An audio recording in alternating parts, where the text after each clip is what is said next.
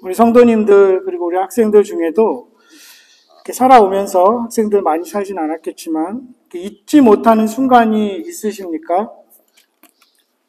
효재, 이렇게 잊지 못하는 순간이 있니? 이렇게 살아오면서? 있겠지. 뭐 당장 지금 기억하지 못하지만 정확한 날짜를 기억할 수도 있고 그 정확한 날짜는 기억하지 못해도 그 순간은 잊지 못하는 일이 있으실 것입니다. 간절히 바라던 무엇인가가 이루어졌을 때 이사 간 날일 수도 있고 졸업식일 수도 있고 첫 출근, 기억에 남는 생일 잔치, 결혼식 그런 일들이 있겠죠.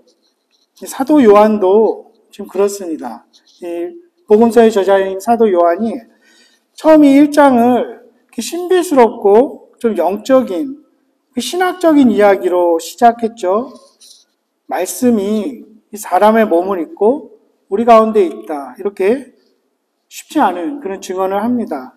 그렇게 하다가 이제 1장 마지막 부분은 그 영원하신 하나님의 말씀이 평범한 사람들의 일상 한가운데로 들어와서 연결되는 그 이야기를 지금 들려줍니다. 이 이야기는 나머지 복음서, 세 개의 복음서에는 나오지 않는 그런 장면입니다.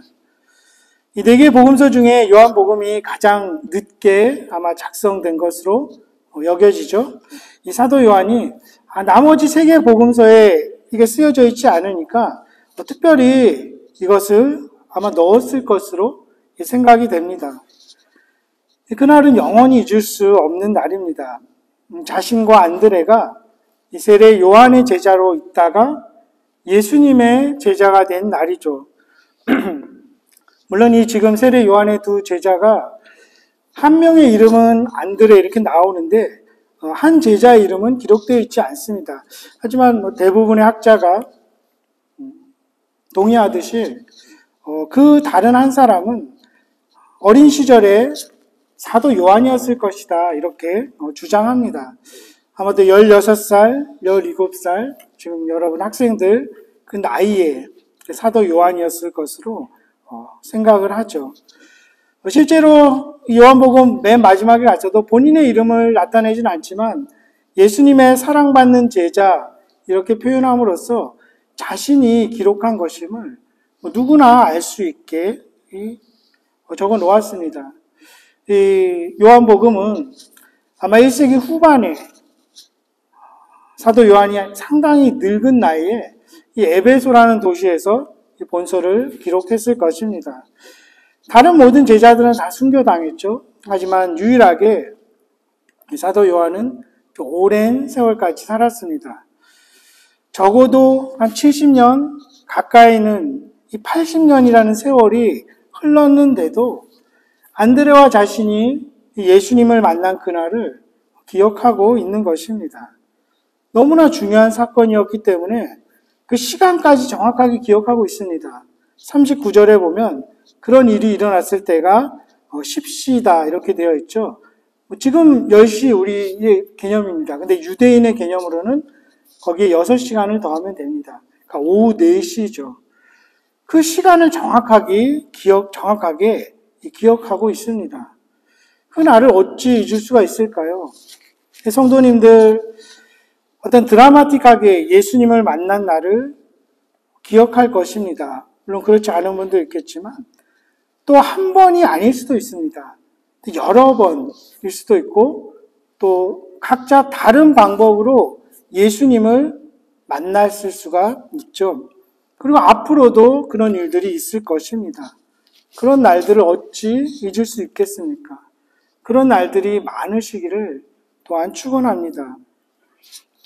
이 이야기 전에는 세례 요한의 이야기가 나오죠. 좀 헷갈린데 세례 요한의 제자가 사도 요한이었습니다. 세례 요한은 따르는 제자들이 참 많았죠. 그 제자들은 규칙적으로 금식도 하고 기도하고 이 경건에 힘쓰는 그러한 사람들이었습니다. 마태복음 9장, 누가복음 11장 이런 데 보면 나오죠. 또 이 두 장 후에 요한복음 3장에도 보면 요한의 제자 중에서 한 유대인과 더불어 정결 예식에 대하여 변론이 되었더니 이런 내용도 기록되어 있습니다. 그 어떤 지적인 면도 있었던 거죠. 그래서 그 중에는 사람들과 신학적인 논쟁을 벌였던 사람들도 있습니다. 또 세례 요한이 비극적으로 처형된 이후에 그 사후에도 그 집단은 계속 존재했습니다.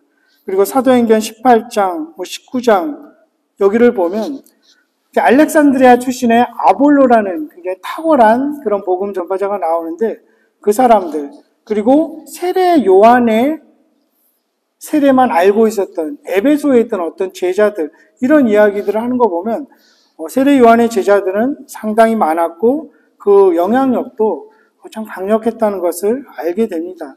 그런데 그렇게 당시 많은 사람들이 존경하고 또 따르던 그 세례 요한을 따르다가 안드레와 이 사도 요한은 왜 예수님을 따라갔을까요?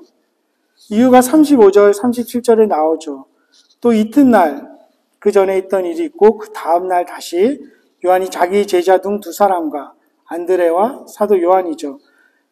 함께 섰다가 예수께서 거니심을 보고 말하되 보라 하나님의 어린 양이로다. 두 제자가 그의 말을 듣고 예수를 따랐다. 이렇게 되어 있습니다. 특별히 37절에 들었다는 그 듣다라는 그 원어적인 그 동사는 현재 분사형입니다. 헬라어에서 현재 분사형은 무엇입니까? 반복되는 동작을 계속 나타낼 때 쓰입니다. 즉 세례 요한이 그냥 한 번 툭 던진 말이 아니라 저 사람은 하나님의 어린 양이야. 그거를 지속적으로 반복적으로 제자들에게 알려주었던 것입니다. 계속해서 예수님에 대한 정보를 제공해 주었던 것이죠. 그래서 자신을 떠나서 그에게로 가라는 암시를 그들은 받았던 것입니다. 세례 요한은 자신의 야망이나 욕심 같은 게 없었죠. 그의 사명은 그저 사람들을 예수님께 인도하는 것이었습니다. 사람들이 예수님을 쫓아가게 하려고 계속해서 지속적으로 반복적으로 예수님에 대한 이야기를 해 주었던 것입니다. 교회의 교육의 목적도 그렇고 우리 그리스도인의 가정의 교육의 목적도 궁극적으로는 우리 가족들, 자녀들 또 우리 주위의 사람들을 예수에게로 인도하는 것입니다. 그렇기 위해서는 우리가 예수님에 대해서 참 잘 알아야겠죠. 그리고 계속해서 알려주어야 될 것입니다. 그래야 예수님을 따르는 제자들이 될 것입니다. 사실 그리고 살아가면서 우리가 느끼지만 우리 자녀들은 또 아이들이나 학생들은 어른들의 이야기를 그렇게 딱히 들으려고 하지 않습니다. 보면 시답지 않은 이야기들도 참 많거든요. 그리고 공감하지 못하는 그런 이야기들도 많기 때문입니다. 굳이 그런 이야기들을 들려줄 필요가 있을까 싶습니다. 물론 필요한 것들, 중요한 것들, 이야기가 있겠지만 그 무엇보다도 우리가 들려주어야 할 것은 선생님은 학생들에게, 부모는 자녀들에게, 그리고 우리는 이웃들에게 예수 그리스도에 대한 이야기를 들려주어야 할 것입니다. 사람들은 그 이야기에 귀를 기울이지 나의 어떤 제한된 지식, 철학, 어떤 가치관 딱히 그런 거에 관심이 없고 따르려고 하지도 않을 것입니다. 심지어 우리의 자녀들, 학생들이라고 할지라도 계속해서 예수님의 이야기를 들려주시기를 바랍니다. 마침내 이 요한과 안드레가 예수님을 따라가기로 결단합니다. 따라오는 그들에게 예수님이 무엇이라고 묻습니까? 무엇을 구하느냐? 무엇을 원하느냐? 추구하느냐? 이렇게 묻죠. 이 요한복음에 처음 나오는 예수님의 말씀입니다. 이것에 대해서 불트만이라는 신학자는 예수에게 온 어떠한 자에게든지 주어지는 첫 번째의 질문이다. 그래서 우리가 명확히 기억해야 할 질문이다. 이렇게 이야기합니다. 그렇죠. 예수님을 따르는 모든 사람들에게, 따르기를 원하는 모든 사람들에게 예수님이 묻죠. 너희가 원하는 것이 무엇이냐? 무엇 때문에 나를 따르려고 하는가? 예수님은 우리에게도 물을 수 있겠죠. 왜 나를 따라오려고 하느냐? 그리고 왜 계속해서 지금도 따라가려느냐? 물론 동기와 목적이 다양할 수 있습니다. 누군가는 정말 진리를 추구하며 예수님에게 나아올 수도 있겠죠. 하지만 대부분은 그렇지 않을 수도 있습니다. 실질적인 나의 필요를 위해서, 당장 눈앞에 어떤 문제를 해결하기 위해서 나올 수도 있는 것이죠. 그래서 이 세상에는 절대적으로 순수한 동기는 없다. 이렇게 말하는 학자도 있습니다. 하지만 그럼에도 이 안드레하고 또 사도 요한은 그 진리에 대해서 갈급한 자들이었던 것입니다. 어떤 세상적인, 실질적인 필요에 의해서가 아니라 무언가 이분에게는 세례 요한보다 더 뛰어난 탁월한 그것이 있을 수 있겠다 싶어서 따르려는 거죠. 그 당시라고 윤리와 철학이 없었겠습니까? 문화와 트렌드, 유행이 없었겠습니까? 또 학문도 존재했지만 이 두 사람이 원했던 것은 그러한 것들보다 상대적으로 변할 수 있는 그 무엇보다 변하지 않는 진리, 우리의 삶과 영혼을 맡길 수 있는 그 무엇이 있지 않을까 해서 예수님을 찾아온 것이죠. 예수님께서는 그렇게 찾아오는 사람들이든 또 실질적인 동기로 이기적인 어떤 목적으로 찾아오는 어떠한 사람이라도 받아주시는 자비하신 분입니다. 그들은 진리를 찾고 있었습니다. 그런데도 한계는 있었죠. 그래서 예수님이 무엇을 구하느냐 물었는데 거기에 답하지 않고 도리어 묻죠. 그들이 알고 싶은 것은 랍비, 선생님이라는 의미죠.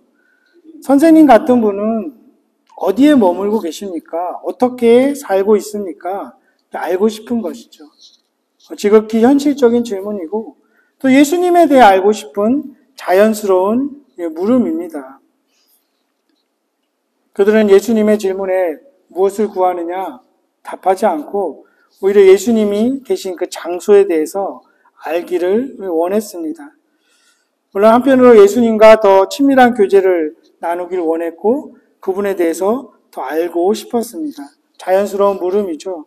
근데 한편으로는 또 지극히 자기 중심적인 또 한계에 갇힌 질문이 아닐까 싶습니다. 안드레가 처음에 무엇이라고 묻습니까? 무엇이라고 호칭합니까? 예, 랍비. 그저 선생님 이렇게 이야기합니다. 이 가로 속에 있는 이것, 랍비는 번역하면 선생이라 이런 것들은 성경 어떤 사본에는 나타나는 것입니다. 아마 사도 요한이 이 히브리 용어에 익숙하지 않은, 랍비가 히브리어죠. 그거에 익숙하지 않은 다른 이방 그 독자들을 생각해서 이런 뜻이다. 그래서 해설을 붙인 것이죠. 이런 것들이 여러 번 나타나죠. 오늘 읽은 본문에만 해도 2번 더 나오게 됩니다. 어쨌든 안드레는 예수님을 그저 존경할 만한 랍비, 선생에 지나지 않은 사람으로 처음에는 인식했죠.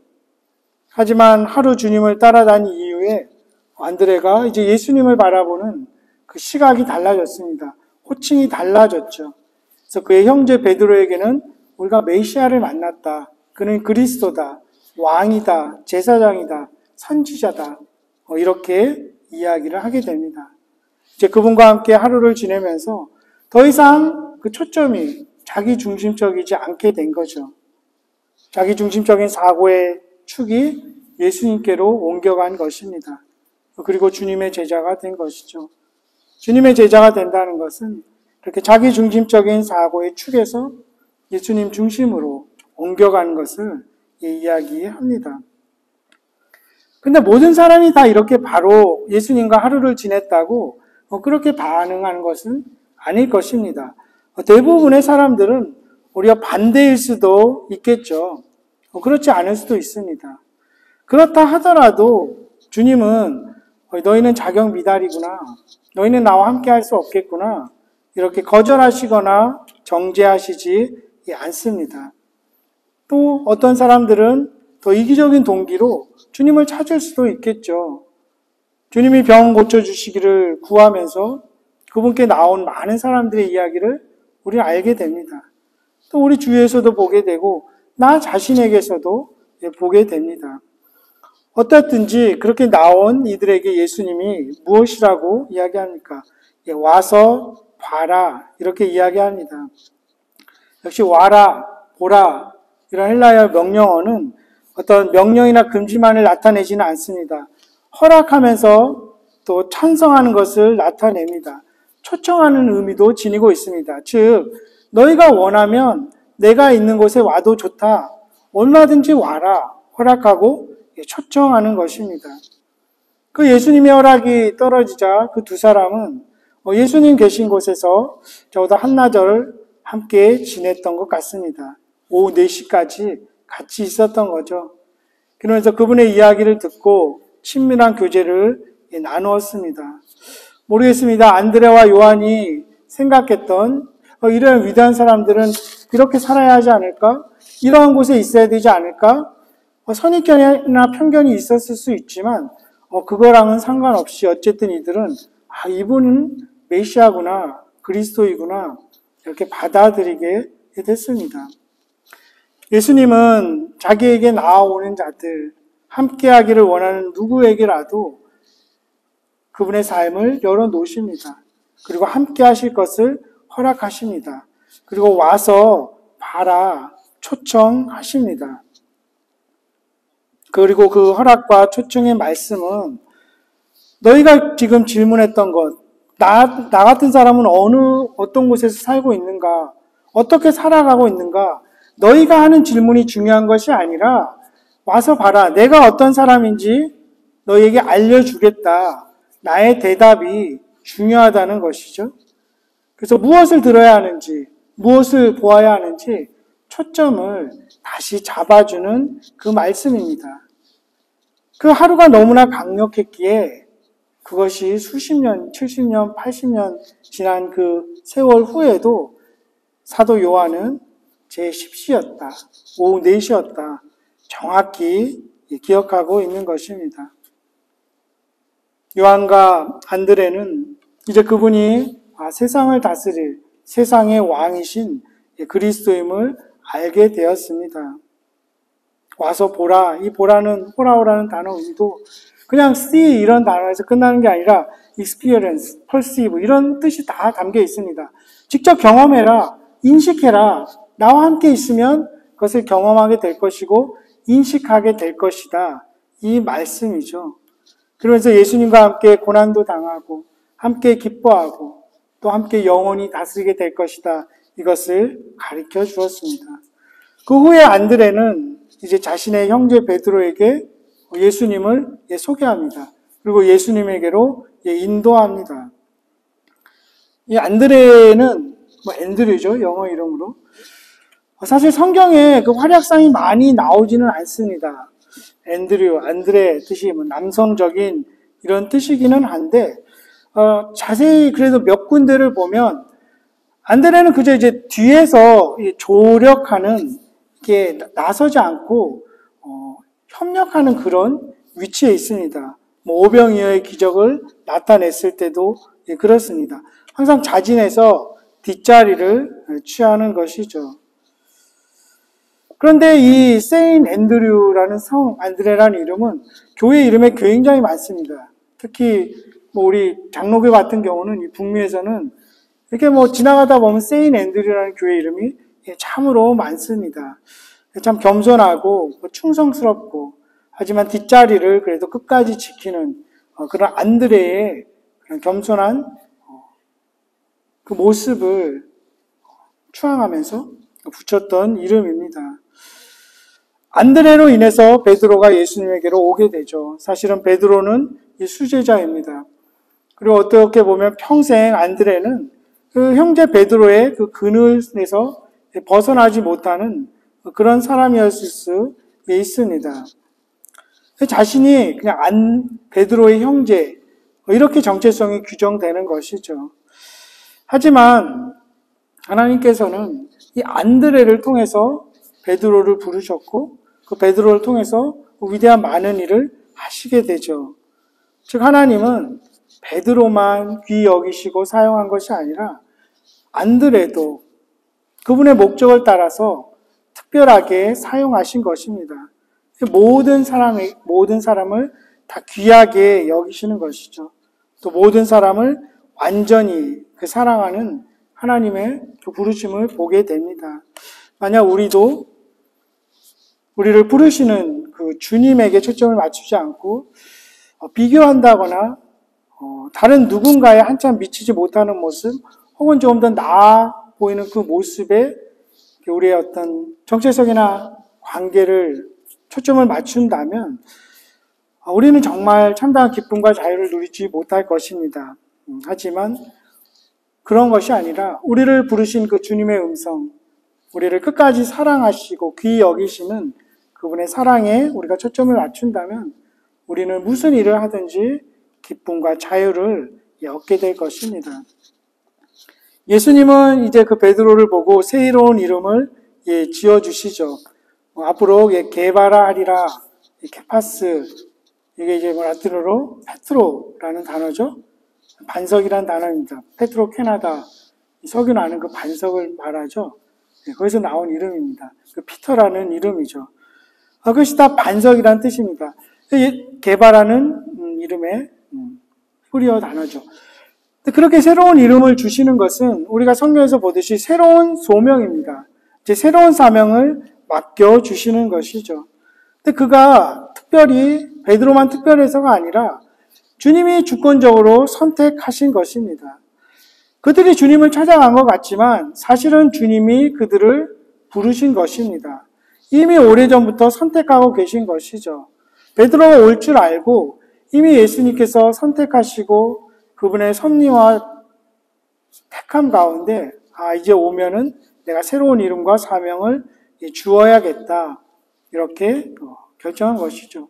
지금 우리가 여기 나와서 하나님 말씀을 함께 나누고 우리가 예배하는 것 우리 발로 걸어온 것일 수 있지만 태초 전부터 신비스럽게 하나님이 계획하고 계셨던 것입니다. 근데 베드로는 어땠을까요? 그날부터 안드레와 사도 요한처럼 예수님을 따라갔을까요? 그렇지 않은 것 같습니다. 신기하게 성경을 좀 읽어보신 분들은 알겠지만 누가복음 5장에 가면 예수님이 베드로를 부르시는 또 다른 장면이 나옵니다. 게네사렛 호수, 다른 말로 디베리아 호수, 갈릴리 바다라고도 불립니다. 그래서 고기 잡는 베드로를 다시 부르시죠. 왜 그랬을까요? 어렵지 않게 상상해 볼 수 있습니다. 베드로는 예수님 처음에 찾아갔는데 자신이 생각했던 그러한 메시아의 모습이 아니었던 것 같습니다. 어디서 거하시는지 모르겠지만 초라하고 그 볼품없는 메시아가 저런 모습일 수 없다. 별 볼 일 없는 사람으로 생각했던 것 같습니다. 그래서 그날로 따라가지 않고 한번 고기 잡으러 갔던 것 같습니다. 자기 중심적인 그런 행동일 수 있죠. 그런데 예수님께서는 이 누가복음 5절 보면 베드로 다시 부르시기 전에 말씀을 전하십니다. 베드로는 분명히 그 말씀을 들었던 것 같습니다. 그래도 계속 고기 잡고 있는 베드로에게 찾아가셔서 깊은 데로 가서 그물을 내려라. 그물이 찢어질 정도로 고기를 잡게 되죠. 그리고 다시 부르십니다. 그때 베드로는 나는 죄인입니다. 주님 나를 떠나소서. 이렇게 고백하면서 제자가 되죠. 심지어 요한복음 21장에 가면 예수님께서 돌아가시고 다시 사셨을 때 그때도 베드로는 떠나갑니다. 그래도 예수님은 끝까지 따라가십니다. 이것이 예수님이 우리를 택하시고 부르신 그러한 모습입니다. 예수님은 한번 택하시고 우리를 부르시면 우리와 끝까지 함께 하십니다. 여기 있는 우리 학생들 아마 여러분이 모르겠습니다. 평생 살아가면서 예수님을 떠나고 싶을 때도 있을 수 있겠습니다. 교회를 떠날 수도 있겠죠. 여러분의 판단, 감정 이런 거에 따라서 어른들에게 실망할 수도 있고 교회 리더들에게 실망할 수도 있을 것입니다. 떠난다고 다 나쁜 것이지는 않을 것이고 더 훌륭한 곳에 갈 수도 있을 것입니다. 그러다가 예수님을 떠날 수도 있지 않을까 싶은데 분명히 기억하십시오. 여러분을 붙들고 있는 것은 여러분의 그런 결단, 감정, 판단이 아니라 예수님의 손입니다. 분명히 예수님은 다시 여러분을 찾아가시고 부르실 것입니다. 그래서 영국의 시인 말컴 머거리즈는 그 하나님의 사랑을 천국의 사냥개, 끝까지 추격해가는 그 사냥개에 표현한 적도 있습니다. 예수님은 당신께서 선택하시고 부르신 자들과 영원히 함께 하십니다. 창세전에 선택하시고 부르신 그 주님은 여러분과 영원히 함께 하실 것입니다. 여러분은 그분을 그저 선생이 아니라 여러분의 삶을 다스리는, 그리고 여러분의 삶을 책임지고 끝까지 함께할 왕으로서, 메시아로 고백하게 될 것입니다. 이 세상에 선생이라는 호칭이 참 얼마나 많습니까? 그러나 그 선생님이라고 불리는 자들 중에 누가 진리가 될 수 있을까요? 누가 세상을 구원하고 다스릴 메시아일 수 있을까요? 그리고 우리의 질문, 선생님은 어디에 머무십니까? 자기 중심적인 질문일 수도 있고 자연스러운 질문일 수도 있을 것입니다. 이상해할 것도 없고 판단하고 정죄할 일도 아닙니다. 선생이라는 호칭도 나 중심적인 그런 호칭일 수 있고 어리석다고 여겨지는 그 모든 질문에도 불구하고 주님은 우리를 초청하시고 그분의 삶에 우리가 들어오기를 허락하십니다. 너희가 어디에 머물고 있는지 너희가 묻는 그 질문이 중요한 것이 아니라 그렇게 허락하고 초청해서 내가 누구인지 알려주겠다. 나와 영원히 함께하자. 그렇게 우리를 부르고 계십니다. 그 예수 그리스도는 영원한 왕이고 영원한 제사장이십니다.